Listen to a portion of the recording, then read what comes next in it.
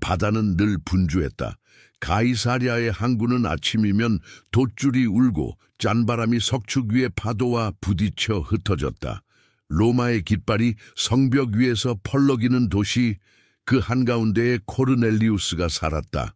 그는 이탈리아 부대의 백부장으로서 명령을 내리는 사람, 동시에 자신에게 내려지는 더 큰 권위, 보이지 않지만 분명한를 의식하는 사람이었다. 그의 갑옷은 햇빛에 번들거렸고 그의 말은 병사들에게 분명했다. 그러나 그의 시선은 종종 군영의 울타리를 넘어 하늘의 푸름을 오래 바라보곤 했다. 그에게는 주어진 임무와 더불어 설명하기 어려운 갈증이 있었다. 코르넬리우스의 집은 항구와 시장, 그리고 유대인의 회당이 멀지 않게 자리한 길목에 있었다. 돌로 쌓은 집 안으로 들어서면 군인다운 정동와는 다른 놀랍도록 따뜻한 질서가 있었다.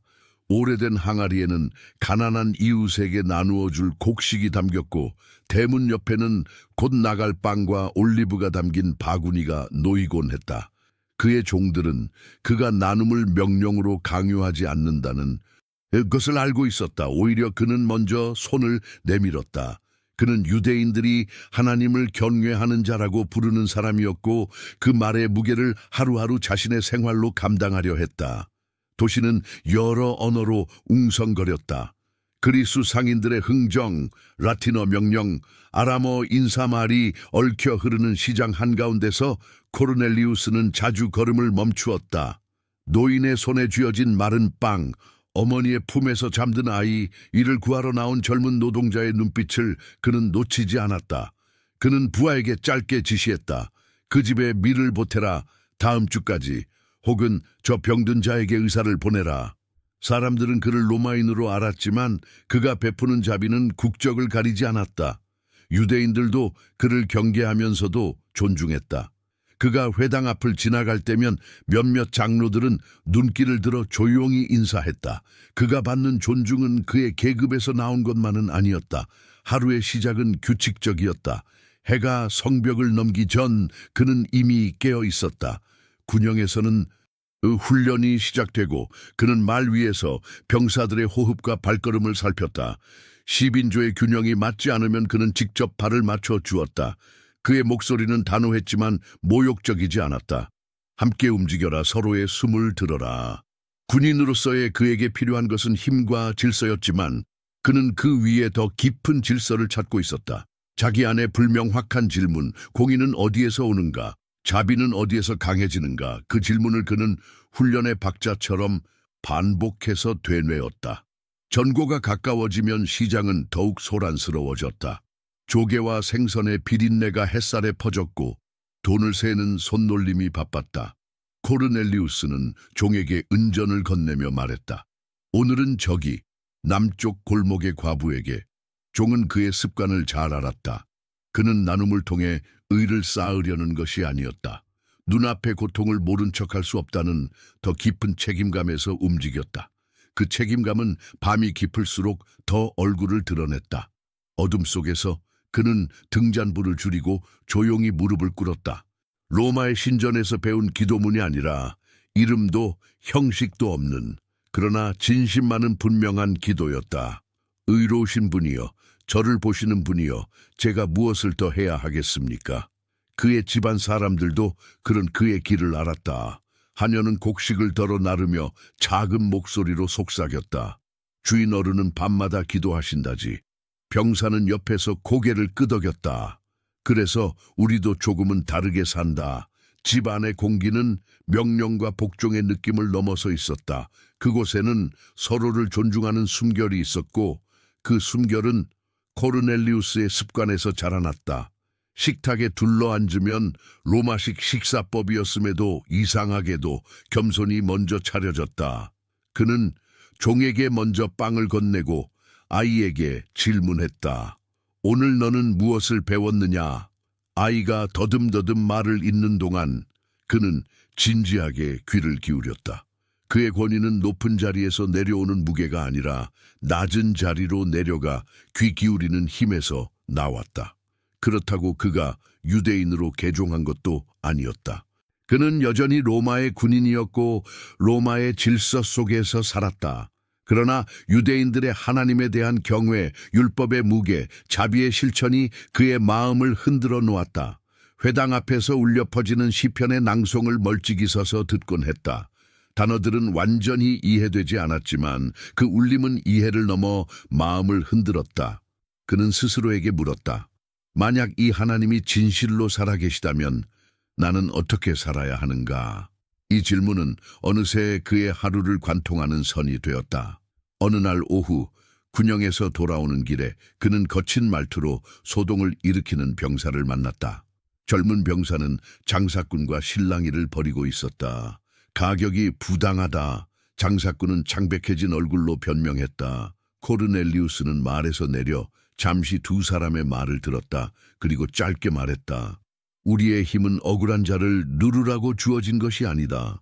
그는 병사에게 은전을 건네주며 물건을 돌려주게 하고 장사꾼에게는 정당한 값을 더 얹어 주었다. 주위 사람들이 술렁였다. 로마의 백부장이 그리 했다는 소문은 금세 퍼졌다. 어떤 이들에게 그는 이상한 로마인이었다. 그러나 그 이상함 속에서 사람들은 따뜻함을 보았다. 해질녘 바다는 붉게 물들었다. 성벽의 그림자가 길게 늘어진 길을 코르넬리우스가 천천히 걸었다. 그의 발걸음이 대문 앞에 멈췄을 때 안뜰에서 어린아이의 웃음소리가 들려왔다. 그는 갑옷을 벗어 걸고 손을 씻었다. 식탁에 앉기 전 그는 짧게 눈을 감았다. 오늘도 제게 길을 보여주소서. 그의 기도는 늘 같지 않았다. 어떤 날은 짧았고 어떤 날은 길었다. 어떤 날은 말이 적었고 어떤 날은 침묵이 대부분이었다. 하지만 그의 안에서 조금씩 자라난 확신이 있었다. 단지 착한 사람이 되는 것으로는 채워지지 않는 빈자리. 그 빈자리를 비추는 빛이 어딘가 있다는 확신 말이다. 밤이 깊어지면 도시는 조금씩 조용해졌다. 멀리서 파도가 부서지는 소리, 당직을 서는 병사의 발소리가 들렸다. 코르넬리우스는 등잔을 하나만 남기고 모두 껐다. 바닥에 무릎을 꿇을 때 그의 손이 자연스레 깍지를 꼈다. 보시는 이여, 제 소리를 들으시는 이여. 그의 기도는 명분을 위한 것이 아니었다. 그는 무엇인가를 얻기 위해서가 아니라 자신을 열어 보이기 위해 무릎을 꿇었다. 군영에서는 강해야 했지만 이 자리에서는 약함을 숨기지 않았다. 그의 약함을 아시는 분 앞에서 그는 담대해졌다. 그 담대함은 모욕을 이기는 용기가 아니라 진실 앞에 서는 용기였다. 그 밤 하늘은 유난히 맑았다. 창문 틈으로 스며드는 바닷바람이 등잔 불꽃을 흔들었다. 그는 낯익은 말들을 반복하다가 문득 기도를 멈추었다. 마음 깊은 곳에서 오래 붙잡고 있던 질문이 다시 떠올랐다. 제가 행한 자비가 올바른 길이라면 그 끝에는 무엇이 있습니까? 제가 두려워하고 사랑하려는 그 하나님은 저 같은 이방인에게도 길을 여시나이까? 물음은 공중으로 흩어지지 않았다. 그는 느꼈다. 그날의 침묵은 여느 때보다 밀도가 짙었다. 대답이 없는 침묵이 아니라 다가오는 무엇인가를 예고하는 침묵. 잠시 후 그는 몸을 일으켰다. 창밖으로 별들이 뿌려져 있었고 멀리 등대의 불빛이 점처럼 깜빡였다. 그는 등잔을 끄지 않았다. 오늘 밤은 등불을 켜둔 채로 자고 싶었다. 집 안은 고요했지만 그의 내면은 이상하게 맑아졌다. 설명하기 어려운 평안이 가슴에 내려앉았다. 그러나 그 평안은 안주가 아니라 준비에 가까웠다. 마치 누군가가 문을 두드리기 직전의 정적처럼 코르넬리우스는 마지막으로 숨을 고르고 창문을 닫았다. 바람이 멎고 방 안의 불빛이 다시 안정되었다. 그는 속으로 짧게 말했다. 보시는 이여, 제가 듣겠습니다. 그 말은 그의 하루를 마감하는 인사이면서 다음 날을 여는 서약 같았다. 그리고 그는 알지 못했다. 내일 그의 집의 문턱과 도시의 길들이 어제와 같은 돌이지만 전혀 다른 길이 되리라는 것을 다만 그는 느꼈다. 오늘 밤의 기도는 어딘가 달랐다. 해가 머리 위로 기울던 때 가이사랴의 공기는 한층 묵직해졌다. 햇빛은 흰 석벽을 따라 번져 눈부셨고 시장의 웅성거림은 뜨거운 먼지와 함께 느리게 퍼졌다. 그 시각이면 코르넬리우스는 늘 하던 자리로 갔다. 뜰의 그늘 아래 바람이 통하는 쪽에 낮은 의자를 두고 등잔 기름을 확인하듯 마음의 기름을 다졌다. 그는 손을 씻고 짧게 숨을 고른 뒤 조용히 무릎을 꿇었다. 입술에서 나온 소리는 높지 않았으나 분명했다. 어젯밤의 침묵이 속삭인 준비. 그 예고가 오늘 오후 그의 가슴에서 맑게 울렸다. 보시는 이여, 오늘도 제 길을 비추소서. 짧은 기도는 곧 길어졌다. 그는 이름을 모르는 이웃들을 떠올렸고 얼굴을 아는 가난한 자들의 사연을 하나씩 올렸다. 병들어 누운 하녀의 어머니, 과부의 집에 울타리를 고쳐주던 젊은 인부, 아침 훈련에서 발을 맞추지 못해 혼이 났던 신병에 떨리는 손. 그는 사람들의 이름을 하나씩 불렀고 불러낼 때마다 마음이 차분해졌다. 이 기도는 그에게 의무가 아니라 호흡에 가까웠다. 눈을 감고 호흡을 세다 보면 어느 순간 그는 자신의 목소리보다 더 깊은 울림에 귀를 기울이고 있었다. 그때였다. 햇빛이 뜰을 스치던 방향이 아주 조금 달라졌을 뿐인데 방 안의 공기가 다른 계절처럼 느껴졌다. 바람이 멎은 것도 아닌데 바람이 새로 시작된 것처럼. 코르넬리우스는 눈을 떴다. 빛이 흔들렸다. 아니, 빛은 흔들리지 않았고 그의 눈이 빛의 결을 새롭게 보고 있었다. 눈앞의 공간, 항상 비어있던 그 빈 곳, 거기에 누군가가 서 있었다. 로마의 사자로도 유대의 제사장으로도 설명할 수 없는 위엄. 그러나 그 위엄은 칼날처럼 베어오지 않고 강물처럼 다가왔다. 코르넬리우스는 본능적으로 몸을 앞으로 숙였다. 무릎이 돌바닥에 더 깊이 닿았다. 심장은 빠르게 뛰었지만 이상하게 두려움 속에 평안이 섞여 있었다. 코르넬리우스, 그 이름이 불릴 때 그는 자신이 불림받는 자라는 사실을 처음으로 온전히 알았다.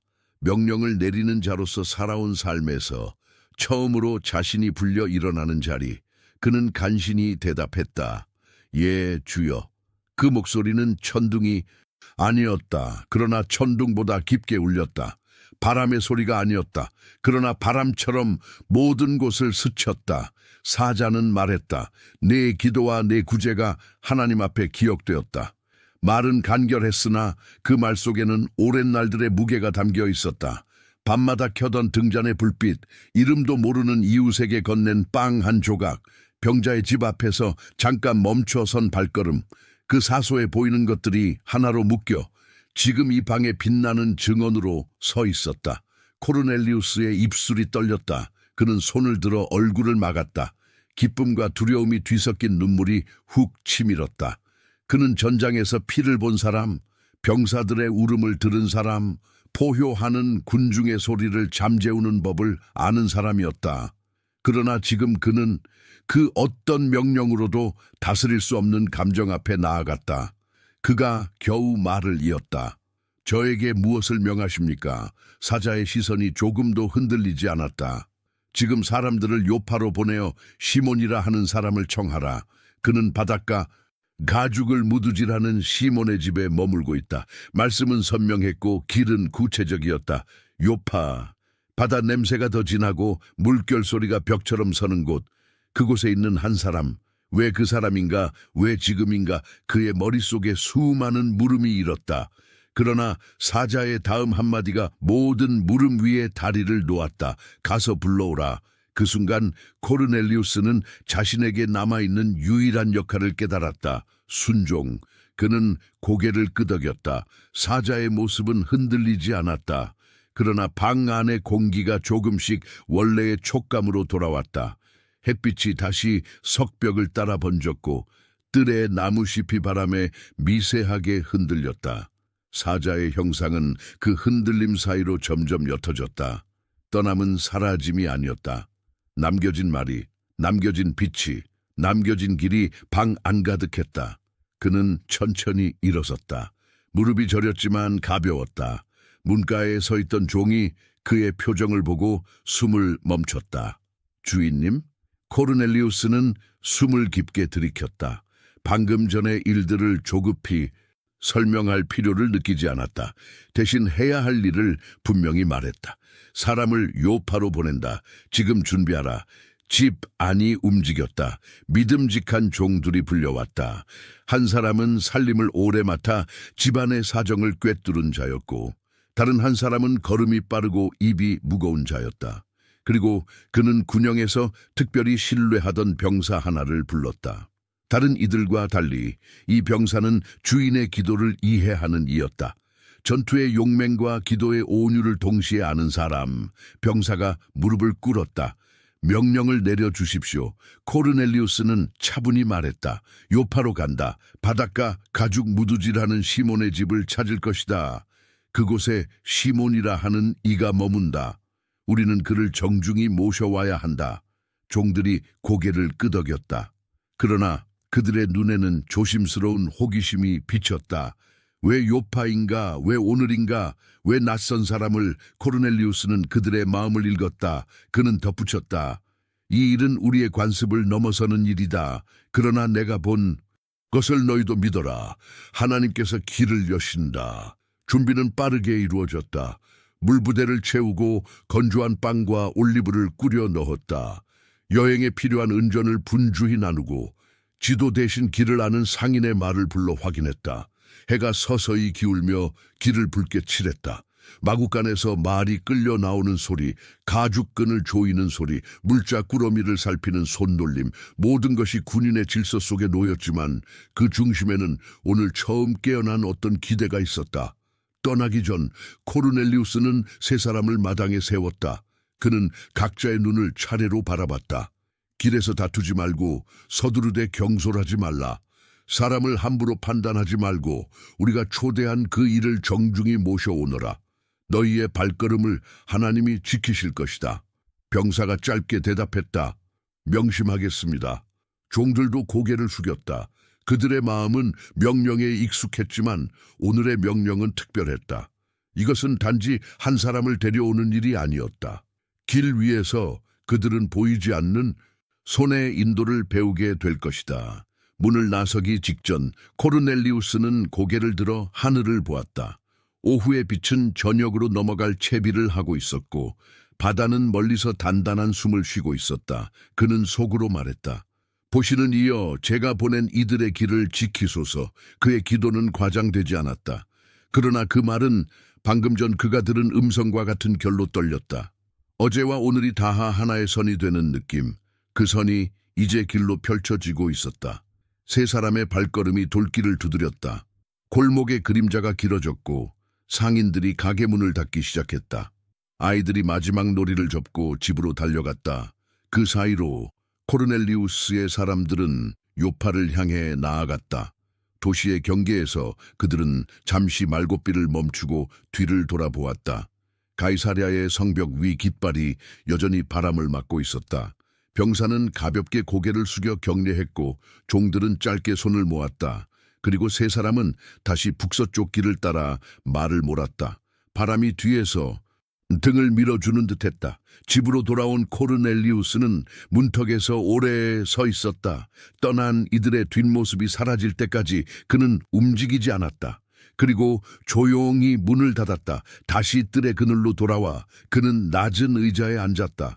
마음은 여전히 뛰고 있었지만 그 뛰는 박자는 이제 두려움의 박자가 아니라 소명의 박자였다. 그는 무릎을 꿇었다. 오늘의 기도는 더 이상 질문이 아니었다. 신뢰였다. 저는 기다리겠습니다. 그의 말은 등잔불처럼 흔들리지 않고 탔다. 밤이 오자 해안의 파도 소리가 또렷해졌다. 집 안은 고요했지만 고요함은 비어있지 않았다. 보이지 않는 약속이 공기 속에 부풀어 올랐다. 멀리 길 위의 새 그림자는 별빛을 따라 이동하고 있었다. 가이사랴와 요파 사이의 길은 어제도 있었고 내일도 있을 길이었다. 그러나 오늘 그 길은 새로운 뜻으로 열리고 있었다. 그리고 코르넬리우스는 알았다. 다음에 올 날 그의 문에 설 누군가의 발걸음이 이 고요를 깨뜨릴 것이다. 그는 10개 미소 지었다. 기다림도 순종의 일부임을 그는 비로소 배웠다. 요파의 바다는 가이사랴보다 더 가까웠다. 파도는 집벽을 쓸어내리듯 밀려와 되돌아갔고 짠내와 가죽 냄새가 공기 속에서 얽혔다. 시몬이라는 이름의 무두장이 집, 바닷가의 그 집은 아침부터 물과 약품으로 분주했다. 가죽을 씻는 물이 흘러나오면 햇빛에 부딪혀 희뿌연 김을 올렸고 그 김 사이로 갈매기 소리가 날카롭게 스쳐갔다. 그 집에 베드로가 머물렀다. 어부의 손은 여전히 바다를 기억하고 있었고 그의 눈은 파문의 결을 읽을 줄 알았다. 그러나 오늘 그는 물결 대신 마음속의 결을 더 오래 들여다보게 될 것이다. 전고 무렵 배가 고파질 때 베드로는 지붕으로 올라갔다. 요파의 집들은 지붕이 평평하여 바람을 마시기에 알맞았다. 아래에서는 누군가 식사를 준비하고 있었고 기름에 굽히는 냄새가 은근히 올라왔다. 뱃속이 허전해지자 오히려 마음은 더 가볍게 떠올랐다. 그는 마룻돌 위에 앉아 바다를 향해 몸을 조금 기울였다. 햇빛은 강했지만 해풍이 살갗을 식혀주었다. 눈을 감자 파도 소리가 더 가까이 들렸다. 그는 낮은 목소리로 기도를 시작했다.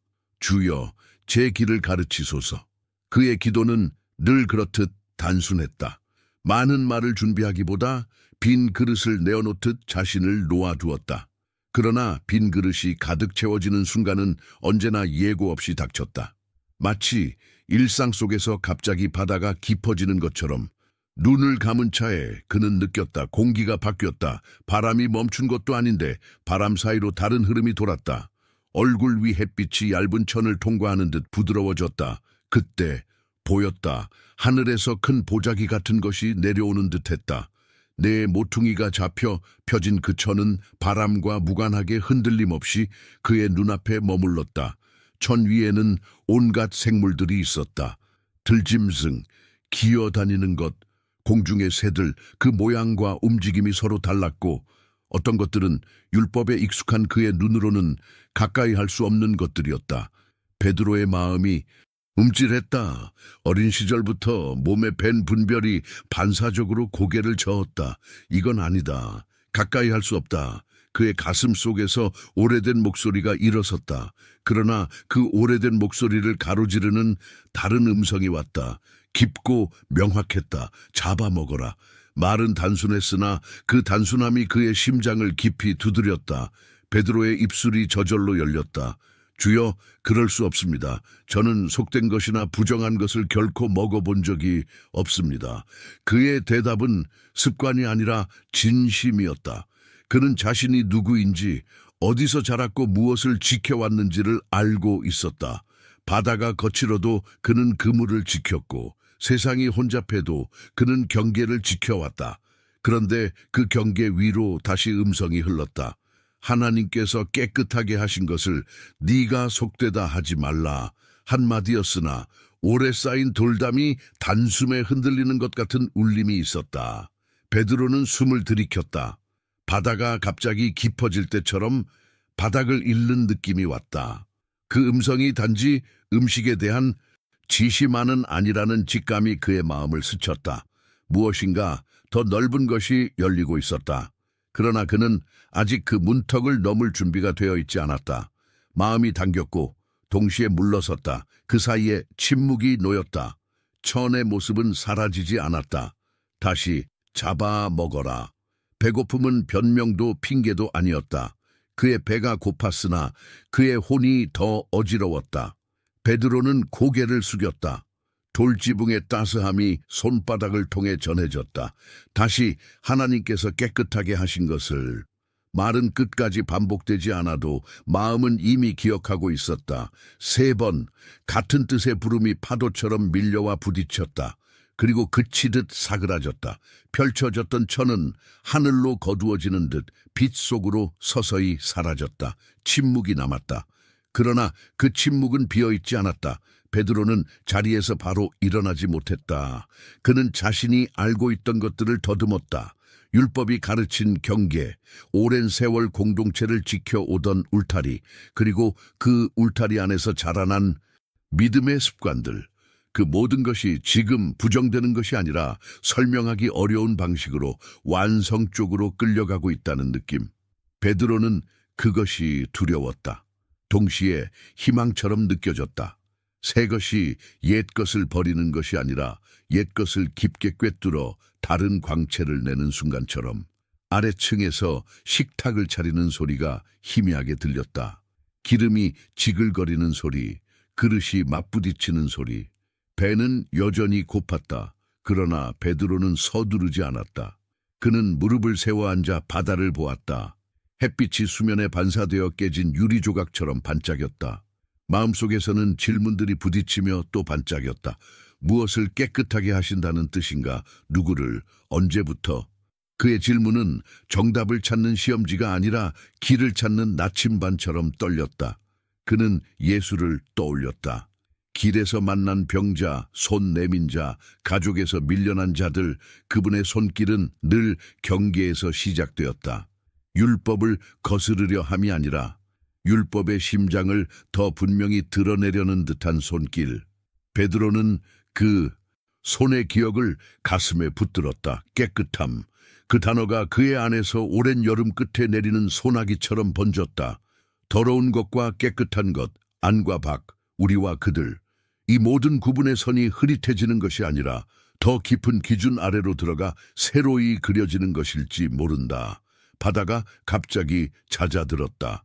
아니, 소리가 잦아든 것이 아니라 그의 마음이 고요해졌다. 그는 조심스럽게 일어나 지붕 가장자리로 걸어갔다. 멀리 서쪽 하늘이 하얗게 빛났다. 비둘기 2마리가 지붕 위를 지나 남쪽으로 날아갔다. 그들의 그림자가 잠깐 그의 얼굴을 스쳤다. 베드로는 그늘과 빛의 교차 속에서 자신도 어딘가 넘어가고 있음을 느꼈다. 오래 지켜온 방어선에서 누군가가 안쪽으로 부드럽게 손을 내미는 것처럼. 그때 가슴 깊은 곳에서 또 하나의 울림이 일었다. 말로 분명히 설명하기 어려운 내적 권면, 그러나 여러 번 겪어 낯설지 않은 주의의 인도. 곧 누군가가 너를 찾을 것이다. 그 느낌은 생각이 아니었고 상상이 아니었다. 길 위에서 주님과 걸으며 배운 어둠 속의 확신, 한 발 내디디면 다음 발을 디딜 자리가 생기는 바로 그 감각이었다. 베드로는 숨을 고르며 그 감각을 놓치지 않으려 했다. 아래층에서 누군가 계단을 오르려다 멈추는 소리가 났다. 베드로, 식사가 곧 준비됩니다. 익숙한 목소리였다. 그는 짧게 대답했다. 조금만 더. 말하면서도 그는 자신의 소리가 낯설게 들렸다. 방금 전까지의 그는 배고픈 순례자였으나 지금은 임무를 기다리는 파수꾼 같았다. 무엇인가를 맞이할 준비, 그 준비는 칼을 드는 자세가 아니라 마음을 여는 자세였다. 다시 앉아 눈을 감았다. 환상은 이미 거두어졌지만 그 의미는 거두어지지 않았다. 그는 되뇌었다. 하나님께서 깨끗하게 하신 것을. 끝을 맺지 못한 문장이 그의 가슴 속에서 맴돌다가 마침내 기도로 바뀌었다. 주여, 제 눈을 여소서.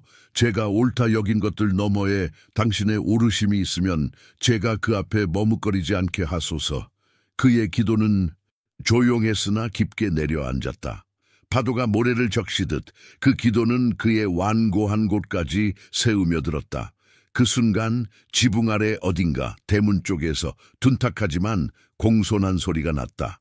쿵쿵. 누군가 문을 두드리고 있었다. 베드로는 눈을 떴다. 바람이 방향을 조금 틀었다. 해가 대각선으로 기울어 지붕 가장자리에 금빛 윤곽을 그렸다. 그는 자리에서 천천히 일어났다. 아직 아무것도 결정되지 않았다. 그러나 어떤 것들은 이미 시작되었다. 그의 배가 다시 고파오는 것을 느끼며 그는 속으로 말했다. 주여, 제가 듣겠습니다. 2번째 두드림이 울렸다. 쿵쿵. 베드로는 지붕의 사다리를 향해 한 발을 내딛었다. 마음속의 파문이 둥글게 퍼지며 잦아들었다. 율법과 습관, 기억과 사랑, 경계와 부르심, 그 모든 것이 하나의 점으로 모여 있는 듯했다.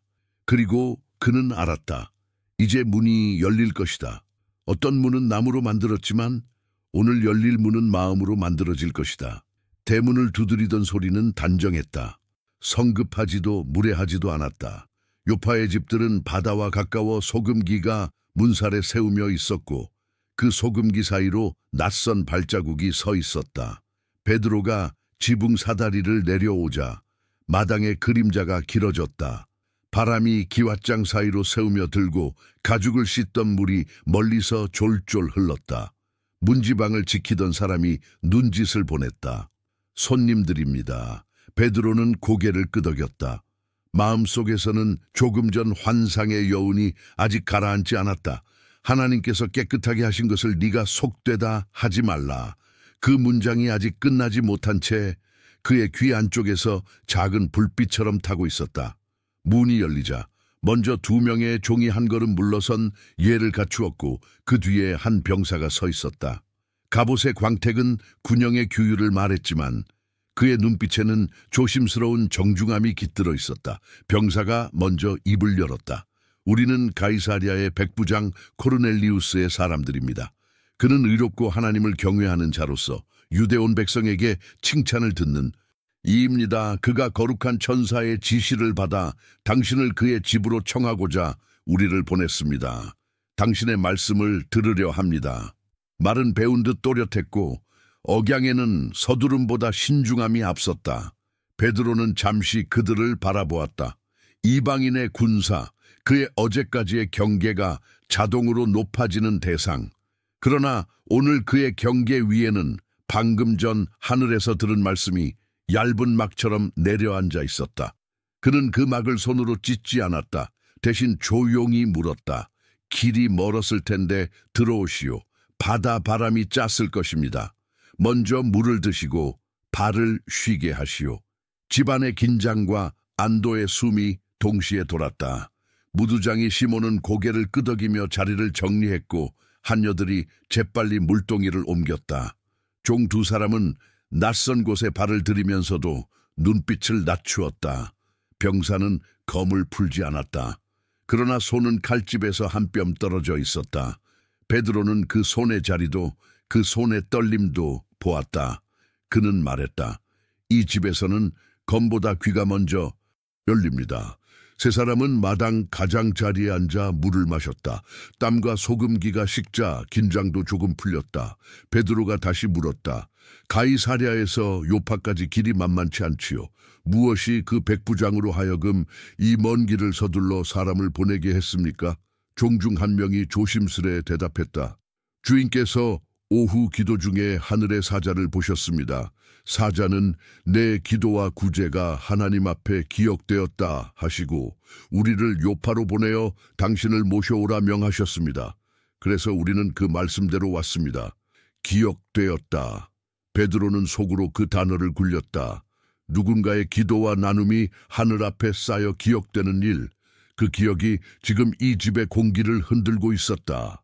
그는 사절들의 얼굴을 번갈아 보았다.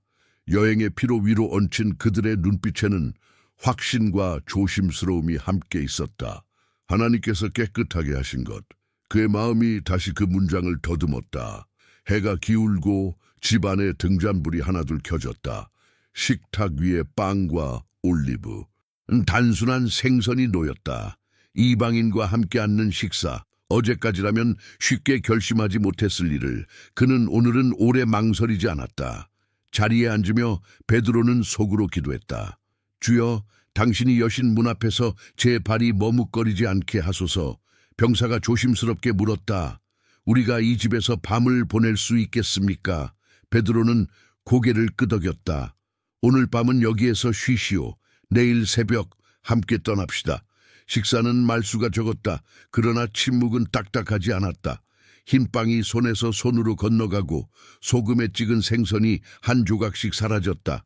그 틈에서 종이 낮은 목소리로 물었다. 선생님, 우리가 모셔가려는 그분은 어떤 분입니까? 베드로는 잠시 바다의 어둠을 바라보았다. 파도는 보이지 않았지만 소리는 분명했다. 그분은 내게 따르라 하신 분이다. 더 설명할 수 있었다. 그러나 그는 아직 기다렸다. 다음 장에 펼쳐질 말을 오늘 밤으로 앞당겨 오지 않으려 했다. 그는 지금 길목에서 마음을 고정하는 법을 배우고 있었다. 밤이 깊자 바람은 서늘해졌다. 무두장의 집에서는 가죽을 걸어두는 쇠고리들이 미세하게 흔들렸다. 베드로는 마당 끝벽에 등을 대고 앉았다. 등잔불이 그늘과 빛을 교대로 새기며 그의 얼굴을 스쳤다. 그는 오늘의 일들을 차분히 헤아렸다.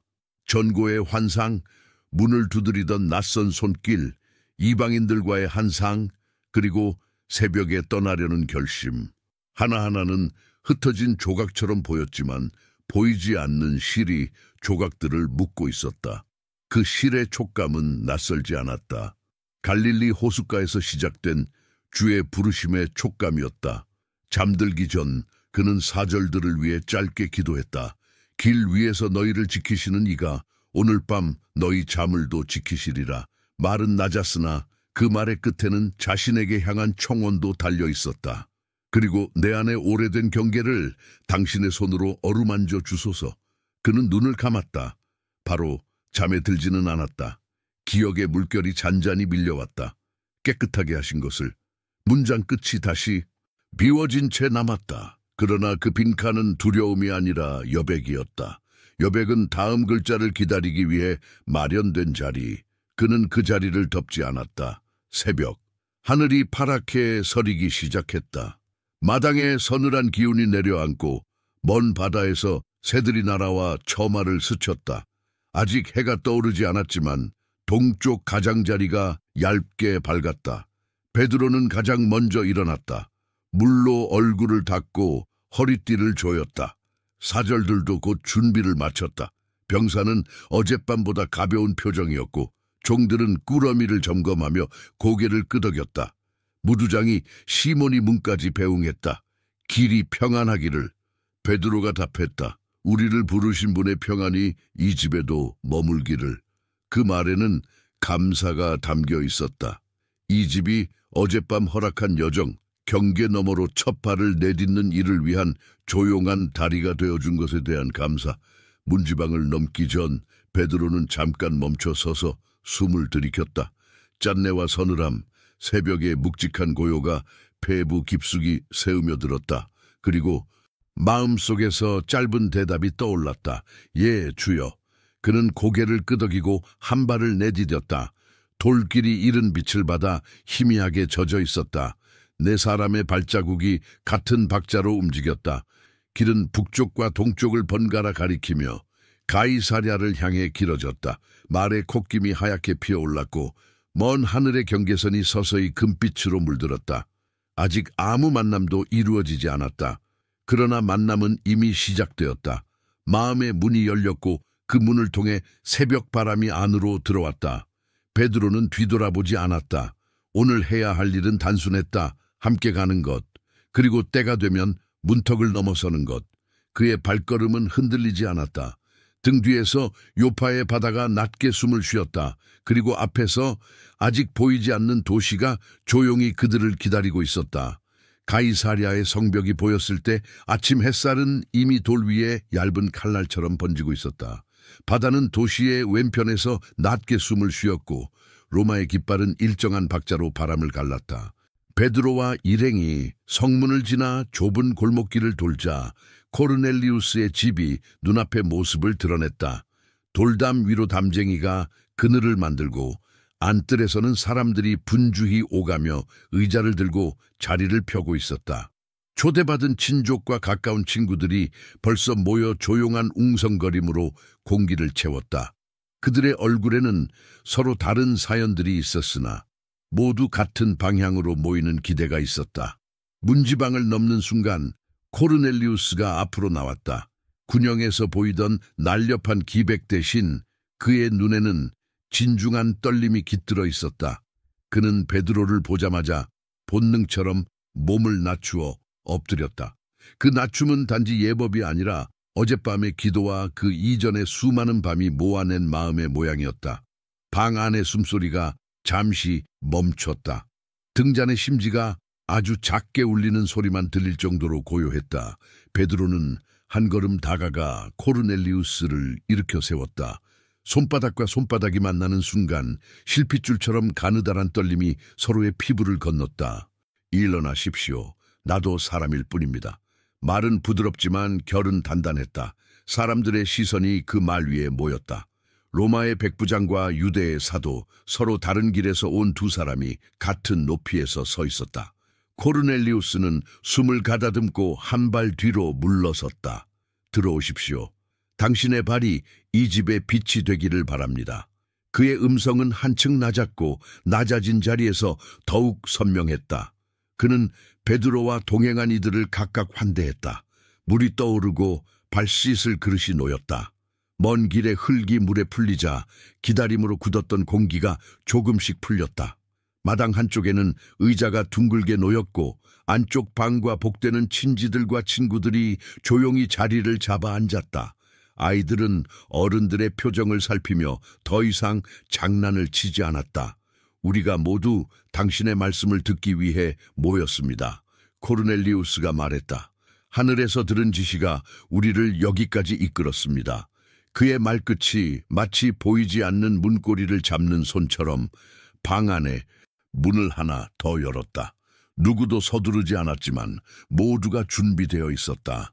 베드로는 그 준비가 단지 호기심이 아니라는 것을 알았다. 얼굴마다 배어있는 갈라짐, 행정의 권세와 가정의 책임, 신분의 무게와 내면의 공허, 그 틈에서 올라오는 갈망이 방 안을 가득 채우고 있었다. 베드로는 둘러보았다. 벽 가까이에 앉은 노인의 손등에는 짙은 얼룩이 있었고 젊은 여인의 무릎 위에는 어제 넘겼을 독서대의 자국이 남아있었다. 병사의 갑옷은 빛을 조금 덜 반사했고 상인의 손가락 마디는 거칠었다. 서로 다른 빛깔의 삶이 한 원 안으로 모였다. 그는 속으로 짧게 기도했다. 주여, 당신이 준비하신 자리를 제가 흐리지 않게 하소서.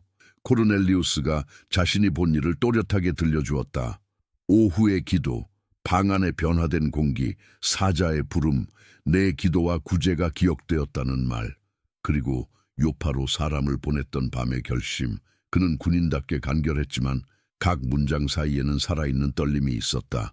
그래서 이렇게 모였습니다. 마지막 말은 선언이 아니라 고백이었다. 방 안에 여러 눈동자가 그 고백의 끝을 붙잡았다. 마치 누군가 끊었던 실을 다시 매듭짓듯이. 베드로는 고개를 끄덕였다. 그의 안에서 정오의 환상이 다시 빛을 바꾸어 일었다. 펼쳐진 천, 서로 다른 생물들, 그리고 세 번의 음성. 하나님께서 깨끗하게 하신 것. 그 문장이 오늘 이 집의 사람들 위로 하나의 얇지만 단단한 장막처럼 펼쳐지는 것을 그는 보았다. 아직 말로 풀지 않았지만 문장의 방향은 이미 정해졌다. 그러나 지금은 시작이 아니었다. 시작 직전의 숨 고르기였다. 그는 먼저 자리를 정갈히 했다. 가운데에 서서 높임을 받지 않고 둥근 자리에 한 점으로 섰다. 먼저 말씀드립니다. 베드로의 목소리가 방의 모서리까지 고르게 퍼졌다. 사람은 사람에게 엎드릴 대상이 아닙니다. 우리 모두는 한 분 앞에 서는 이들입니다. 이 말은 단지 겸손의 예법이 아니라 오늘 이 만남을 지켜낼 울타리였다. 숭배가 사람에게로 쏠릴 때 길은 쉽게 왜곡된다. 그는 그 왜곡을 미리 바로잡았다. 코르넬리우스는 눈을 들어 고개를 깊게 끄덕였다. 그의 얼굴에 빛이 난도는 자신의 낮춤이 헛되지 않았음을 확인한 사람의 평안이었다. 안뜰로 바람이 지나가 등불의 불심지를 아주 조금 흔들었다. 그 미세한 떨림을 따라 사람들의 어깨도 나란히 숨을 토해냈다. 긴장이 풀리자 비로소 귀가 넓어졌다. 베드로는 조금 더 가까이 섰다. 당신들이 왜 나를 청했는지 지금 들었습니다. 나 또한 길에서 들은 바가 있습니다. 그는 거기까지 말하고 멈췄다. 아직 다음 말의 문을 열지 않았다. 오늘은 경계선 위에 서서 서로의 눈을 확인하는 시간, 들어갈 문을 미리 설명하기보다 문지방을 함께 느끼는 시간이 먼저였다. 마당 끝에 앉아있던 한 소년이 엄마의 손을 더 꼭 잡았다. 그 작은 움직임이 어른들의 마음에도 같은 파문을 남겼다. 우리는 모두 무엇인가를 붙잡고 싶어 한다. 베드로는 그 사실을 알고 있었다. 그리고 그 붙잡음이 사람의 옷자락이 아니라 살아계신 분의 손이어야 한다는 것을 더욱 잘 알고 있었다. 한 가지만 더 말하겠습니다. 베드로가 조용히 덧붙였다. 오늘 이 자리에는 우리가 알고 있던 경계가 그대로 서 있을 수도 있고 다른 빛으로 드러날 수도 있습니다. 나는 내 안에 오래된 울타리 위에 손을 얹고 섰습니다. 두려움이 없지 않습니다. 그러나 여러분과 함께 그 울타리를 넘어 오시는 분을 기다립니다. 말이 끝나자 방 안은 이상할 만큼 가벼워졌다. 무거운 것을 들어 올린 것이 아니라 손에 쥐고 있던 것을 잠시 내려놓은 가벼움이었다. 몇몇의 어깨가 아주 조금 내려갔다. 누군가는 고개를 깊게 숙였고 누군가는 눈을 감았다. 코르넬리우스가 한 발 앞으로 나섰다. 여기에 모인 우리는 당신의 입술에서 나올 말씀이 우리가 알아야 할 길이라고 믿고 기다립니다. 우리에게 필요한 것은 화려한 말이 아니라 참된 말입니다. 그의 눈빛은 단단했지만 그 단단함은 공격이 아니라 수용의 각오였다. 그는 뒤를 돌아 친척과 친구들을 둘러보았다. 여러 얼굴이 그의 눈빛을 받아 반짝였다. 종들도 병사도 상인도 아이도 모두가 같은 방향으로 숨을 쉬었다. 베드로는 마지막으로 방의 구석구석을 바라보았다. 여백까지 사람으로 가득 찬 이 집이 오늘은 빈자리처럼 느껴졌다. 채우기 위한 비움, 듣기 위한 침묵, 받기 위한 겸손이 한자리에 놓여 있었다. 그는 천천히 숨을 들이마셨다. 공기가 목과 가슴을 지나 배까지 내려갔다. 그의 손가락이 아주 미세하게 떨렸다가 멈췄다. 얼굴에 걸렸던 먼 길의 피로가 풀리며 눈빛이 맑아졌다. 마당의 문 밖에서 바람이 한 번 더 스쳐 지나갔다. 햇빛이 담장 위 잎사귀 사이로 점점이 갈라져 바닥에 박혔다. 베드로는 입을 열었다가 단어 하나를 마음속에서 더 다듬었다. 오늘의 첫 말은 서두름의 말이 아니라 문을 여는 말이어야 했다. 그리고 그는 알았다. 지금부터의 말은 앞으로 일어날 모든 일의 방향을 정할 것이다. 그는 짧게, 아주 짧게 눈을 감았다가 떴다. 숨을 고르며 그는 이 첫 문장을 입술 위에 올려놓았다. 베드로는 더 이상 미루지 않았다. 입술에 걸어두었던 첫 문장이 마침내 문을 열었다. 나는 이제 참으로 깨달았습니다. 하나님은 사람을 외모로 취하지 않으시고 각 나라 가운데서 그를 경외하고 의를 행하는 사람을 받으십니다. 방 안의 공기가 한순간 더 맑아졌다. 코르넬리우스의 눈빛이 흔들림 없이 머물렀고 벽 쪽에 앉은 노인의 손이 무릎 위에서 서서히 힘을 풀었다. 아이는 숨을 깊게 들이쉬었다. 베드로는 자리를 조금 옮겨 둥글게 앉은 사람들을 고르게 바라보았다. 여러분이 이미 들은 그 소식, 갈릴리에서 시작해온 유다, 온 땅에 퍼져간 소식. 그 중심에는 한 이름이 있습니다. 나사렛 예수. 그는 이름을 천천히 발음했다. 낡은 돌담과 등잔불이 그 이름의 울림을 조용히 반사했다. 하나님께서 성령과 능력으로 그분을 기름 부으셨습니다. 그분은 가는 곳마다 선을 행하시고 마귀의 눌림 아래 있는 자들을 모두 고치셨습니다. 하나님이 그와 함께 하셨기 때문입니다. 젊은 여인이 고개를 들었다. 병사의 어깨가 미세하게 움직였다. 베드로는 계속했다. 우리는 그가 유대 땅과 예루살렘에서 하신 모든 일의 증인들입니다. 그러나 사람들은 그분을 나무에 달아 죽였습니다. 잠깐 등불 심지가 작게 튀었다. 하나님께서 그를 사흘째 되는 날에 살리시고 나타내 보이셨습니다. 모든 사람에게가 아니라 미리 택하신 증인들인 우리에게. 우리는 그가 죽은 자들 가운데서 살아나신 후 그와 함께 먹고 마셨습니다.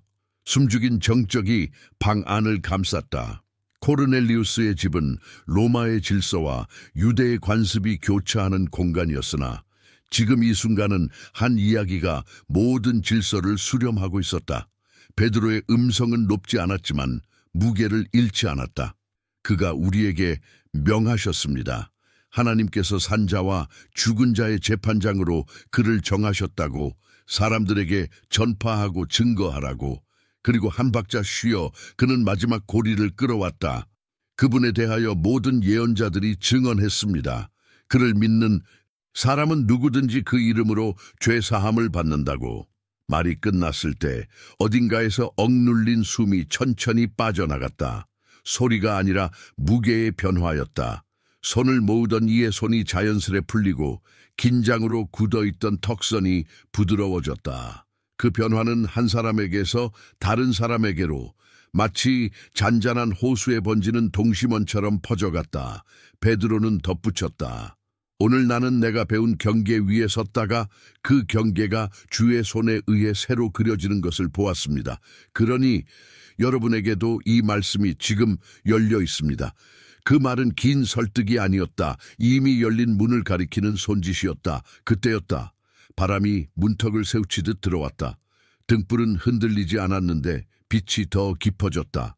아무도 일어나지 않았고 누구도 손을 들지 않았지만 방 안의 기류가 바뀌었다.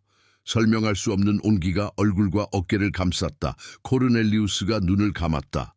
그의 입술이 아주 작게 떨렸다. 옆에 앉은 종이 손등을 감싸 쥐고 젊은 병사는 무릎 위에서 두 손을 포개었다. 말이 필요 없는 때가 있다. 그날 그 집에는 말보다 앞서는 일이 일어났다. 성령이 내렸다. 처음 느낀 이는 누구였을까? 아마도 가장 오랫동안 갈망하던 자였을 것이다. 차가운 물 위로 새벽 햇살이 미끄러지듯 보이지 않는 숨결이 하나둘 어깨에 내려앉았다. 침묵이 깊어지더니 그 침묵 속에서 찬미가 피어올랐다. 익숙하지 않은 언어로, 그러나 누구보다 친밀한 고백으로. 어린아이의 눈이 반짝였고 노인의 등허리가 조금 펴졌다. 여인의 뺨을 타고 고요한 눈물이 흘렀다. 베드로와 함께 온 유대 출신 형제들이 서로를 보았다. 놀라움이 얼굴에 선명했다. 그들이 알고 있던 순서, 할례, 율법, 경계, 그 순서를 누가 바꾸라고 지시한 적은 없었다. 그런데 지금 그들이 목격하는 것은 순서의 해체가 아니라 주의 손에 의한 새로운 배열이었다. 이방인들에게도 성령이 누군가 아주 낮게 속삭였으나 그 속삭임은 누구의 반박도 만나지 않았다. 증언으로 가득 찬 방에서 증인은 침묵해도 된다. 눈앞의 사실이 말하고 있었기 때문이다. 찬미가 더 또렷해졌다. 단어가 술술 흘렀고 마음은 그 흐름을 막지 않았다. 멀리 가이사랴의 파도 소리가 낮게 받쳐주는 듯했다. 주어진 언어가 아니라 주어진 마음, 그 마음 위로 살갗의 소름처럼 성령의 임재가 세우며 들었다. 얼굴들이 하나같이 밝혀졌는데 그 빛은 등잔불의 반사가 아니었다. 안에서 비친 빛이었다. 베드로는 그 빛들 사이에서 코르넬리우스를 바라보았다. 백부장의 눈에는 두려움이 없었다. 대신 마치 고향을 처음 알게 된 사람의 평안이 있었다. 그는 고개를 떨구었다가 천천히 들었다. 그의 입술에서 낮은 감사가 새어나왔다. 주여. 그때 베드로가 입을 열었다. 이제는 질문의 시간이 아니었다. 확인의 시간이었다. 누가 능히 물로 세례 베품을 맡겠습니까? 그들도 우리와 같이 성령을 받았는데. 그의 말은 선언이 아니었고 사실의 진술이었다. 그리고 사실의 진술은 길을 연다. 함께 온 형제들의 눈빛이 한 곳으로 모였다. 누구도 이의를 제기하지 않았다. 오히려 각자의 가슴 속에서 같은 대답이 잇따라 일어났다. 막을 수 없다. 하나님께서 이미 앞서 행하셨기 때문이다. 사람의 손이 할 일은 그 일을 따라가는 것뿐이다. 베드로는 자리를 다잡고 코르넬리우스에게 고개를 끄덕였다. 우리는 당신과 당신의 집에 물로 세례를 베풀 것입니다. 방 안에 있던 숨들이 조용히 흔들렸다. 누군가는 손등을 꼭 쥐었고 누군가는 눈을 감고 깊게 고개를 끄덕였다. 준비해야 할 것들이 있었다. 물을 길어 올릴 그릇, 자리를 정돈할 사람들, 어르신과 아이들을 살필 이들. 그러나 그 모든 준비보다 앞서는 것은 마음의 준비. 이미 임하신 은혜를 거두지 않고 받는 겸손이었다. 코르넬리우스는 자리에서 천천히 일어났다. 그는 베드로를 향해 그리고 방 안가득한 사람들을 향해 담담히 말했다. 우리는 준비하겠습니다. 그의 목소리에는 군인의 결단과 신자의 온유가 함께 담겨 있었다. 종들이 움직였고 병사가 먼저 길을 비켰다. 여인은 아이의 어깨를 감싸고 노인은 손에 지팡이를 찾았다. 작은 발소리와 낮은 대화가 부엌과 마당을 오갔다. 집은 한동안 지켜온 질서 위에서 처음 맞는 기쁨을 정갈하게 수용하고 있었다. 베드로는 마지막으로 방 안을 둘러보았다. 조금 전까지 말할 자리였던 곳이 이제 감사할 자리로 바뀌어 있었다. 그는 속으로 짧게 기도했다. 주여, 당신이 시작하신 일을 우리가 방해하지 않게 하소서. 그리고 한 걸음 물러섰다. 이제 다음을 서두를 필요는 없었다. 이미 주께서 먼저 서두르셨기 때문이다. 바깥에서 물을 붓는 소리가 뚜렷하게 들려왔다. 햇빛이 담장 너머로 옅게 흘러들어 바닥에 긴 사각형을 만들었다. 사람들의 발걸음이 그 빛을 가로질러 지나갔다. 어떤 이는 떨렸고 어떤 이는 미소 지었다. 그러나 누구도 뒤돌아보지 않았다. 뒤에는 경계가 있었고 앞에는 길이 있었기 때문이다. 그날 코르넬리우스의 집은 새로운 숨을 쉬었다. 아직 의식은 시작되지 않았다. 그러나 마음은 이미 물가에 서 있었다. 그리고 모두가 알았다. 다음으로 해야 할 일은 분명했다. 준비하고 순종하는 것. 마당의 한가운데 햇빛이 사각형으로 떨어진 자리에 물그릇들이 옮겨졌다. 항아리에서 물을 옮기는 손길이 분주했지만 소란스럽지 않았다. 종들은 질서를 알고 있었고 병사는 길을 비켜서서 노인과 아이들이 먼저 자리를 잡도록 도왔다. 코르넬리우스는 잠시 문턱에 멈춰서서 집안을 한번 훑어보았다. 이 집은 오랫동안 군인의 질서로 움직였고 이웃을 향한 나눔으로 살아왔다. 그러나 오늘 이 집은 다른 종류의 질서를 배우고 있었다. 먼저 임하신 은혜를 따라 순종으로 움직이는 질서. 베드로가 물가에 섰다. 등잔 대신 햇살이 그의 어깨에 내려앉았다. 그는 장식도 길게 준비된 연설도 꺼내지 않았다. 오늘 필요한 것은 설명이 아니라 순종이었다. 그의 시선이 코르넬리우스를 향했다. 백부장은 군영에서 명령을 이행하던 사람답게 지금도 단호했다. 그러나 그 단호함은 누군가를 굴복시키는 힘이 아니라 자신을 내어 맡기는 결심에서 나온 빛이었다. 코르넬리우스, 베드로가 조용히 불렀다. 그는 물 앞으로 다가섰다. 발목에 차갑게 닿는 물이 한순간 숨을 멈추게 했다. 그러나 바로 이어지는 숨은 더 깊었다. 그는 눈을 감았다. 어제까지의 경계, 오늘의 약속, 내일을 부르는 부르심, 그 모든 것이 그의 가슴 한가운데에서 하나의 선으로 이어졌다. 베드로의 손길이 이마에 얹혔다. 나사렛 예수 그리스도의 이름으로 내가 그대에게 세례를 베풉니다. 물의 표면이 반짝이며 갈라졌다. 코르넬리우스가 물에서 일어날 때 그의 얼굴에는 낯선 빛이 서렸다. 권세의 빛이 아니라 평안의 빛. 그는 무릎까지 젖은 옷자락을 정리하며 짧게 숨을 내쉬었다. 주변에서 억눌렀던 눈물 소리가 조용히 섞여 나왔다. 병사의 손이 가슴 위로 올라가 멈췄고 한 여인의 어깨가 살짝 떨렸다. 그 다음은 그의 집사람들과 친지들이었다. 제각기 다른 나이와 사연, 다른 배경의 얼굴들이 물 앞에서 같은 고백을 품었다. 베드로와 함께 온 형제들이 곁에서 도왔다. 물을 건네고 손을 붙들고 작은 아이의 이마에 손을 올렸다. 어떤 이는 겁을 먹은 눈으로 물을 들여다보았고 어떤 이는 밝게 미소 지었다. 그러나 물 위로 스치는 감각은 모두 같았다. 내려놓음과 받아들임, 끝과 시작이 동시에 일어나는 자리. 예수 그리스도의 이름으로. 노인이 물에서 올라서며 떨리는 손으로 얼굴에 물방울을 닦았다. 오랜 시간 굳어있던 그의 등은 조금 펴졌다. 젊은 여인은 자신의 아이를 품에 안으며 아이의 이마에 입을 맞췄다. 아이는 무슨 일이 일어나는지 다 알지 못했지만 방금 전의 온기와 지금의 온기가 같은 결의것임을 몸으로 기억하는 듯했다. 병사는 물가를 떠나서도 한동안 발걸음을 떼지 못했다. 그의 눈동자는 낯선 연약함이 비쳤지만 그것은 그가 버려야 할 것이 아니라 지켜야 할 성소처럼 느껴졌다. 세례가 이어지는 동안 집안은 마치 숨을 맞추는 합창단 같았다. 누군가 물을 붓고 누군가 수건을 건네고 누군가는 자리를 비켜서며 다음 사람에게 길을 내주었다. 아무도 소리치지 않았고 누구도 앞서려 하지 않았다. 질서는 자연스레 생겨났다. 어디선가 빵 냄새가 은은하게 퍼졌다. 부엌에서 누군가 반죽을 오븐에 넣고 올리브와 무화과를 접시에 담아왔다. 오늘의 식탁은 많은 말로 꾸려지지 않았다. 빵과 물과 소금 그리고 은혜로 풍성해질 자리였다.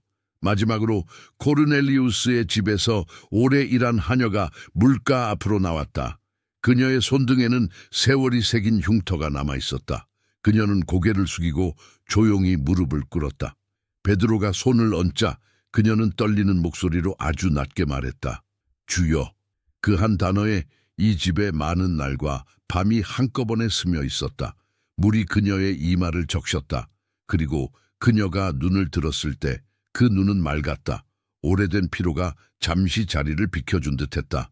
세례가 마무리되자 사람들은 마당 가장자리에 둘러앉았다. 물그릇들이 한쪽으로 옮겨지고 젖은 바닥이 햇살에 금세 말랐다. 베드로는 가운데에 서지 않았다. 그도 둥근 자리에 한 점처럼 앉았다. 식탁 위에 빵이 놓였고 잔에 물이 채워졌다. 코르넬리우스가 식탁의 한쪽에서 손을 들어 감사의 기도를 드렸다. 말은 짧았다. 주여, 우리에게 오늘 이 생명의 길을 주시니 감사합니다. 그 말만으로 충분했다. 아무 말도 덧붙일 필요가 없었다. 빵이 나뉘어 갔다. 오늘의 음식은 특별하지 않았다. 그러나 나누는 행위가 음식을 새롭게 했다. 사람들이 이야기했다. 긴장으로 굳어있던 목소리가 조금씩 풀렸다. 어떤 이는 자신이 본 꿈을 이야기했고 어떤 이는 오늘 물가에서 느낀 감각을 더듬어 말했다. 누군가는 가까운 과부의 사정을 꺼내며 다음 주에 함께 찾아가자고 제안했다. 또 다른 이는 병든 이웃의 집에 약을 가져다 주겠다고 했다. 새로 얻은 언어는 길지 않았지만 새로운 삶의 약속은 또렷했다. 우리 함께 식사하시지요. 코르넬리우스가 베드로와 동행한 형제들을 향해 말했다. 어제까지라면 이방인의 식탁이 그들에게 무겁게 느껴졌을 것이다. 그러나 오늘 무게는 은혜로 바뀌었다. 빵을 떼는 손에 어색함이 없었다. 눈빛과 눈빛이 만나자 전날 밤까지 구획을 이루던 선이 자리를 옮겼다. 멀어지게 하던 것이 가까워지게 하고 막던 것이 열어주는 선, 그 선을 누가 어떻게 그리는지 모두가 알 것 같았다. 아이들이 웃었다. 어른들이 그 웃음을 막지 않았다. 한 소년이 자리에서 일어나 물가에 남은 작은 물방울을 손가락으로 튕기며 장난을 쳤다. 그의 엄마가 미소로 손짓했다. 앉아라. 그러나 그 말에는 나무람보다 기쁨이 더 많았다. 코르넬리우스는 식탁 너머로 베드로를 보며 조용히 말했다. 내 집이 오늘 처음으로 집이라는 느낌을 갖습니다. 베드로는 고개를 끄덕였다. 그도 같은 감각을 느끼고 있었다. 눈앞의 벽과 천장, 마당과 문이 어제와 같은 돌과 목재인데 오늘은 다른 집처럼 느껴지는 이유, 그 이유를 설명할 필요가 없었다. 식사 후 몇몇은 집안의 작은 방으로 모여 잠시 노래를 올렸다. 익숙한 시편의 구절과 오늘 새로 터진 감사의 말이 엮여 조용한 곡조가 되었다. 누군가는 낮은 음으로, 누군가는 더 낮은 숨으로. 소리는 멀리까지 퍼지지 않았지만 방 안의 공기를 고르게 데웠다. 노래가 멈추었을 때에도 온기는 남았다. 그날 오후 베드로는 코르넬리우스와 조금 더 긴 대화를 나누었다. 군영의 책임과 집안의 책임이 충돌할 때 어떻게 해야 할지, 오래 함께했던 병사들에게 어떤 마음으로 다가가야 할지, 나눔을 지속하는 지혜와 질서를 어떻게 세워야 할지, 베드로는 복잡한 제도를 만들지 않았다. 다만 몇 가지 단순한 길을 제시했다. 함께 모여 듣고, 함께 떼어 나누고, 함께 기도하라. 서두르지 말고 이미 시작하신 분을 따라 걸으라. 코르넬리우스는 한마디 한마디를 천천히 되새겼다. 군인의 기록처럼 명료했고 신자의 고백처럼 따뜻했다. 해가 기울자 집안의 은은한 그림자가 길게 드리워졌다. 마당의 기둥들 사이로 황금빛 먼지가 날아다녔다. 아이는 졸음을 참다 마침내 어머니의 무릎에서 잠들었다. 노인은 등받이에 살짝 몸을 기대고 병사는 갑옷의 끈을 조금 느슨하게 풀었다. 베드로는 잠시 하늘을 보았다. 요파의 지붕 위에서 들었던 그 말, 하나님께서 깨끗하게 하신 것. 이제는 이 집의 사람들 얼굴 위에서 빛으로 읽혔다. 밤이 되기 전 사람들은 하나둘 자리에서 일어나 서로의 안부를 나눴다. 누군가는 내일 아침 빵을 더 구워 이웃과 나누겠다고 했고 누군가는 다음 모임을 위해 물과 자리를 준비하겠다고 했다. 코르넬리우스는 종들과 병사를 불러 짧게 당부했다. 오늘 우리가 받은 것을 내일 우리의 손으로 확인하자. 말이 군인처럼 간결했지만 그 안에는 부드러운 기도가 깃들어 있었다. 이윽고 등잔들이 켜졌다. 저녁의 서늘함이 마당으로 새우며 들었다. 사람들이 돌아간 자리에 남은 것은 젖었다가 마른 바닥의 자국과 접시에 빵가루 몇 조각, 그리고 알 수 없는 평안의 찬양이었다. 코르넬리우스는 문턱에 서서 한동안 바깥길을 바라보았다. 어둠 속을 지나가는 사람들의 발소리, 멀리 바다에서 밀려오는 낮은 숨소리, 그는 깊게 숨을 들이켰다. 주여, 우리가 오늘 배운 첫걸음을 잊지 않게 하소서. 베드로와 동행한 형제들은 그날 밤 코르넬리우스의 집에 머물렀다. 식탁이 치워진 자리에서 그들은 낮은 목소리로 서로의 마음을 나누었다. 놀라움, 감사, 그리고 앞으로의 길에 대한 조심스러운 담대함, 그들의 눈빛은 낮보다 더 밝았다. 낮에 본 일을 밤이 가린 것이 아니라 밤이 낮의 빛을 고요히 지켜주고 있는 듯했다. 그때 문 밖을 스치는 조용한 웅성거림이 들려왔다. 누군가가 낮에 있었던 일을 이웃에게 전하고 또 그 이웃이 다른 이웃에게 전하는 소리. 코르넬리우스의 집에서 베드로가 물로 말끝이 모두 이어지지는 않았지만 뜻은 또렷했다. 소식은 사람보다 빠르게 길을 건넜다. 바람이 그 소식을 받아 멀리로 나르고 돌길은 그 소식을 아래로 흘려보냈다. 코르넬리우스는 마당을 한 번 더 둘러본 뒤 등을 돌려 집 안으로 들어갔다. 베드로는 등잔 곁에서 조용히 기도했다. 길은 이미 열렸다. 오늘은 물가에서 첫걸음을 내디뎠다. 내일은 그 걸음의 울림을 다른 이들이 듣게 될 것이다. 그리고 모두가 알듯이 소식은 이미 떠났다. 이제 그 소식이 도착할 곳들이 하나씩 눈을 뜰 것이다. 밤이 깊어가자 가이사랴의 집은 고요를 배웠다. 물가의 환희가 자리를 치우고 나면 남는 것은 조용한 숨뿐이었다. 그러나 숨은 멈추지 않았다. 다음 날 소식은 해안길을 타고 북쪽으로 산길을 넘어 안쪽으로 번졌다. 이방인의 집에 성령이 임했다. 말은 짧았지만 짧은 말은 가장 먼 데까지 닿았다. 며칠 뒤 베드로는 예루살렘으로 올라갔다. 동행한 형제들의 발걸음은 평정했으나 마음속의 물결은 숨을 죽이며 오르내렸다. 예루살렘의 돌길은 기억을 품은 돌처럼 무겁고 차가웠다. 회당의 그림자가 골목 위에 길게 누워 있었다. 그 그림자 아래 형제들이 모여 있었다. 환영의 손이 있었고 의문을 품은 눈도 있었다. 속도를 앞서는 것은 언제나 소식이었다. 그 소식을 들은 몇몇이 먼저 입을 열었다. 네가 할례받지 않은 사람들에게 들어가 함께 먹었다고? 질문은 비난으로 변하지 않으려 애쓰고 있었으나 복잡한 심경이 그 틈새로 새어나왔다. 베드로는 서두르지 않았다. 그는 말보다 먼저 숨을 고르고 기억을 질서대로 세웠다. 그날 요파의 지붕, 펼쳐진 천, 세 번의 음성, 하나도 빼지 않고 하나도 더하지 않고 그는 조용히 말했다. 정고 무렵 기도하려 지붕에 올라갔습니다. 배가 고파 식사 준비를 기다리는데 하늘에서 큰 보자기 같은 것이 내려오는 환상을 보았습니다. 그 안에는 온갖 짐승과 기는 것과 공중의 새가 있었고 베드로야 일어나 잡아 먹어라 하는 음성을 들었습니다. 저는 주여 속되거나 부정한 것은 결코 먹은 일이 없습니다라 대답했지요. 그때 다시 음성이 있었습니다. 하나님께서 깨끗하게 하신 것을 네가 속되다 하지 말라. 이런 일이 3번 있은 뒤 모든 것이 하늘로 거두어졌습니다. 베드로의 목소리는 높지 않았지만 그 낮음이 오히려 방 안을 가득 메웠다. 그는 이어서 거의 같은 순간 대문을 두드리던 사절들의 도착을 영이 아무 의심 말고 함께 가라 하신 내적 권면을 가이사랴의 집에서 만난 코르넬리우스의 이야기까지 차분히 얹어갔다. 우리가 거기 모여 말씀을 나누고 있을 때 형제들이 보셨듯 성령이 우리에게 처음 임하실 때와 같이 그들에게도 임하셨습니다. 그 모습을 보는 순간 나는 주의 말씀을 기억했습니다. 요한은 물로 세례를 베풀었으나 너희는 성령으로 세례를 받으리라. 그러니 주님께서 우리와 같이 그들에게도 같은 선물을 주셨다면 내가 누구이기에 하나님을 맡겠습니까? 말이 끝나자 작은 정적이 방을 덮었다.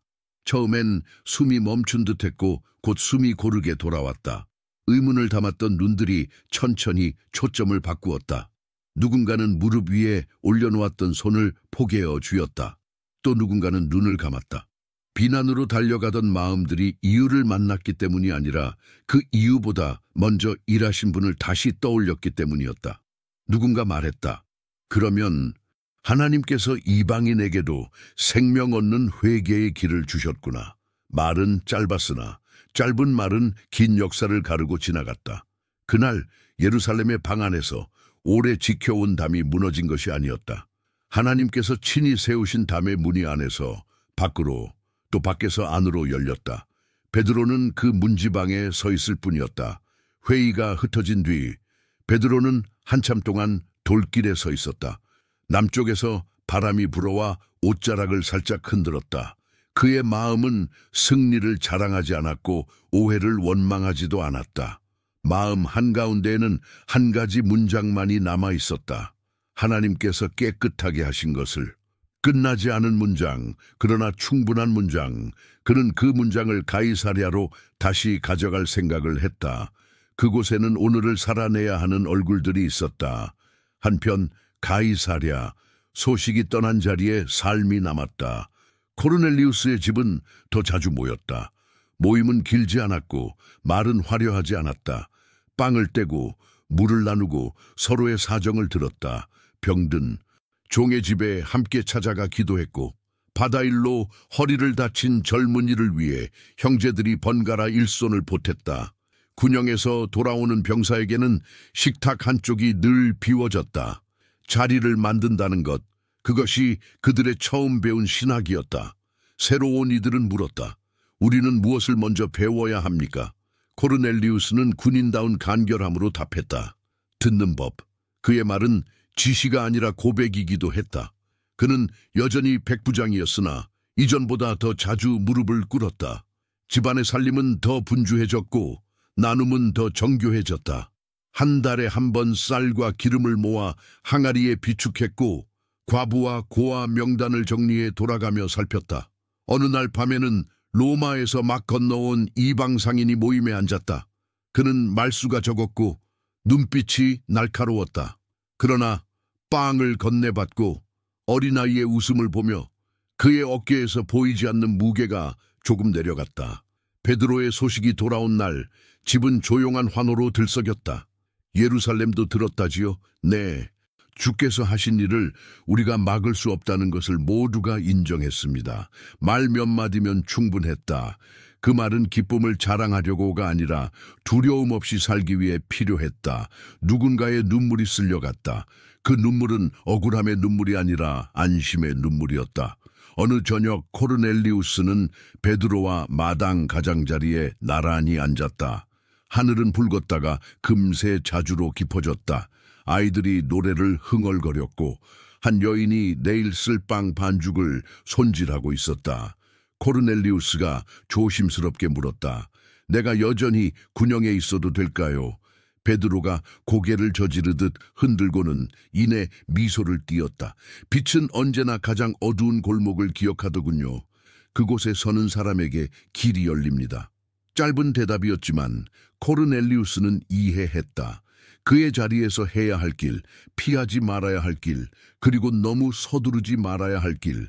그는 오래 묵혀둔 갑옷의 끈을 손끝으로 만지작거렸다.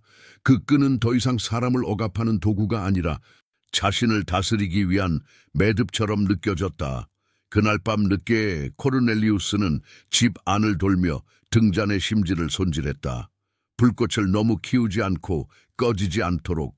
그는 배웠다. 신앙은 종종 등잔 심지를 다듬는 일과 비슷하다는 것을. 과함보다 균형, 성급함보다 인내, 감정의 불길보다 지속되는 빛. 마지막 등잔에 유리를 닦고 나서 그는 마당 한가운데 서서 하늘을 올려다보았다. 별들은 많지 않았지만 아쉬움은 없었다. 오늘 배운 작은 빛들이 충분히 많았기 때문이다. 예루살렘에서는 베드로가 동료들과 함께 다음 길을 의논했다. 남쪽과 북쪽, 바다와 내륙, 어디든 길이 있었고 그 길 위에 사람이 있었다. 아무도 계획의 모든 칸을 채우지 않았다. 그들은 한결같이 이미 앞서가시는 분을 믿었고 그분의 발자국을 찾는 법을 배웠다. 문을 두드리는 소리, 대답 없이 남는 침묵, 뜻밖의 만남, 이 모든 것이 이제 그들에게는 표지판이 되었다. 며칠 뒤 베드로는 다시 길을 나섰다. 떠나는 아침 코르넬리우스의 집은 이른 시간부터 깨어 있었다. 빵 몇 덩이와 말린 과일, 물부대가 준비되었다. 집사람들은 문간에 모여 한 사람씩 베드로의 손을 잡았다. 아이의 작은 손이 그의 손가락을 꼭 쥐었다 놓았다. 베드로는 몸을 굽혀 아이의 눈높이에서 미소 지었다. 잘 듣는 법을 계속 배우렴. 아이가 수줍게 고개를 끄덕였다. 문을 나서기 전 베드로와 코르넬리우스는 잠시 눈을 마주 보았다. 말이 필요 없는 침묵이 둘 사이를 지나갔다. 하나님께서 깨끗하게 하신 것을 두 사람에게 남은 문장은 같았고 각자의 삶에서 마저 쓰여야 할 끝도 같았다. 베드로가 먼저 고개를 끄덕였다. 코르넬리우스도 고개를 숙였다. 베드로의 발걸음이 골목 모퉁이를 돌아 사라진 뒤에도 집은 오래도록 문간에서 바람을 맞았다. 그 바람에 새로 돋아난 담쟁이가 작은 잎을 흔들었다. 그날 저녁 사람들은 다시 모였다. 오늘 일과를 나누고 다음 주에 돌볼 이웃의 이름을 적었다. 노인은 낮에 외로운 이에게 다녀온 이야기를 들려주었고 젊은 병사는 군영에서 겪은 갈등을 조심스레 나눴다. 누군가는 작은 시편 구절을 더듬어 읊었고 모두가 함께 아멘 했다. 가이사랴의 해풍이 마당을 지나며 등불을 아주 살짝 흔들었다. 그러나 빛은 꺼지지 않았다. 오히려 더 깊어졌다. 밤이 완전히 내려앉기 직전 코르넬리우스는 문을 닫기 전에 한 번 더 골목을 바라보았다. 저 멀리 바다의 숨이 낮게 들렸다. 그는 자신도 모르게 속삭였다. 막을 수 없는 길. 그 말은 자랑이 아니라 감사였다. 길을 연 분이 계셨고 그 길을 밟는 발이 있었다. 내일도 그 발이 같은 리듬으로 움직일 것을 그는 알았다. 그는 문을 닫았다. 집안의 등잔들이 조용히 탔다. 빵의 냄새가 아직 공기에 얇게 남아있었다. 누군가 아이를 재웠고 누군가는 항아리 뚜껑을 덮었다. 모든 것이 제자리로 돌아갔지만 모든 것이 어제와 같지는 않았다. 그 차이는 소리치지 않았다. 숨처럼 빛처럼 물처럼 흘러서 남는 것. 그리고 먼 곳 예루살렘의 어떤 골목에서도 한 형제가 밤하늘을 올려다보며 같은 문장을 되뇌고 있었다. 하나님께서 깨끗하게 하신 것을 네가 속되다 하지 말라. 그 문장은 이제 사람들의 집과 길, 식탁과 눈물, 노동과 기도 사이를 오가며 삶이 되었다. 경계의 말에서 시작해 환대의 노래로 끝나는 문장. 아직 끝나지 않았고 그래서 더욱 충분한 그런 문장.